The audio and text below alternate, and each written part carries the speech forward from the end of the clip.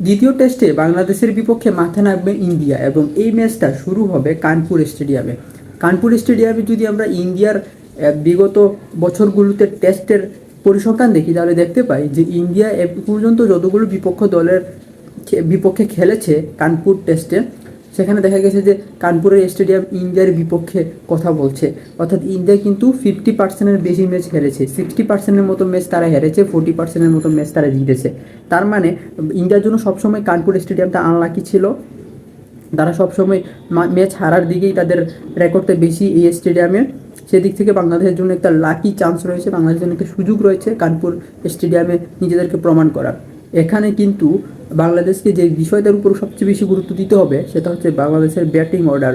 ব্যাটসম্যানদেরকে কিন্তু এখানে দায়িত্বহীনতার পরিচয় দিলে হবে না। এখানে প্রত্যেকেরই নিজস্ব রেসপন্সিবিলিটি নিয়ে ব্যাটিং করতে হবে, সময় নিয়ে ধৈর্য নিয়ে ব্যাটিং করতে হবে। এ ধরনের মাইন্ডসেট নিয়ে কিন্তু টেস্ট ক্রিকেটে ব্যাটিংয়ে নামতে হবে।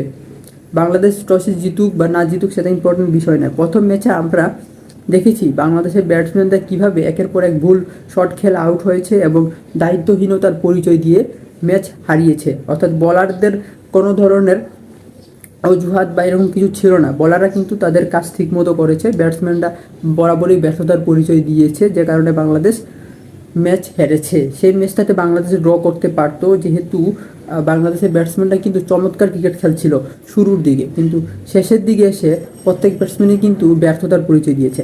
এভাবে যদি দ্বিতীয় টেস্টেও বাংলাদেশ খেলে তাহলে কিন্তু বাংলাদেশ আবারও লজ্জাজনক একটা হারের সম্মুখীন হবে। তো আমরা চাই না বাংলাদেশ এই ধরনের ক্রিকেট খেলুক। বাংলাদেশ ব্যাটসম্যানদেরকে সুযোগ রয়েছে নিজেদেরকে প্রমাণ করার, আর সেটার জন্য কানপুর স্টেডিয়ামে তাদেরকে ধৈর্য সহকারে ব্যাটিং করতে হবে, শেষ সময় পর্যন্ত টিকে থাকতে হবে এবং দায়িত্ব নিয়ে কিন্তু ব্যাটিং করতে হবে। ইন্ডিয়ান ব্যাটসম্যানরা যেভাবে 6 উইকেট চলে যাওয়ার পরও কিন্তু দায়িত্ব নিয়ে ব্যাটিং করেছে, ঠিক সেভাবে বাংলাদেশি ব্যাটসম্যানদেরকেও দায়িত্ব নিয়ে ব্যাটিং করতে হবে। উইকেট কোনোভাবে ফেলানো যাবে না। এবং সবচেয়ে বড় যেটা ভুল করে বাংলাদেশ ব্যাটসম্যানরা প্রত্যেকটা ম্যাচে আমরা দেখি, বিশেষ করে টেস্ট ম্যাচে, যেটা হয় যে অপ্রয়োজনীয় শট খেলে। শট খেলার দরকার নেই, কিন্তু তারপরে তারা শট খেলতে গিয়ে আউট হয়ে যায়, যেটা কোনোভাবেই প্রয়োজন না।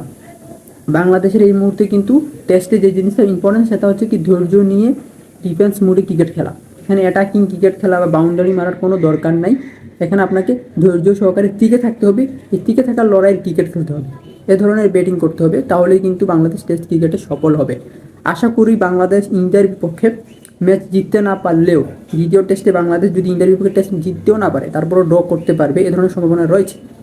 এবং এটার জন্য অবশ্যই ব্যাটসম্যানদেরকে দায়িত্ব নিতে হবে। বলাররা কিন্তু তাদের কাজ ঠিকমতো করছে। এখানে যদি ব্যাটসম্যানরা এখন দায়িত্ব নিয়ে ব্যাটিং করতে না পারে তাহলে কিন্তু বাংলাদেশকে আবার আরেকটা লজ্জাজনক হারের সম্মুখীন হতে হবে।